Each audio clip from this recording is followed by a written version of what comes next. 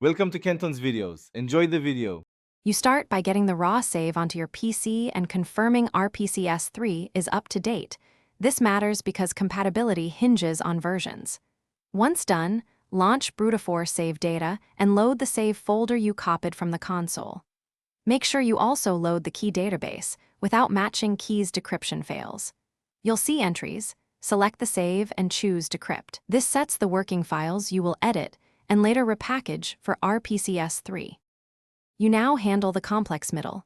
Extract the decrypted archive and inspect param. SFO and game files, this tells you the tight-laid and region. When editing, keep a backup and edit only the fields you understand. Small byte changes can corrupt checksum.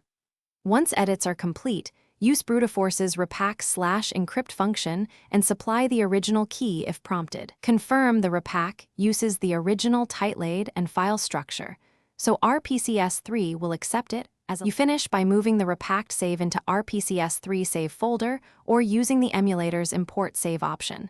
Then start the game and load it. If the save loads and changes took effect, you're done. If not, don't panic.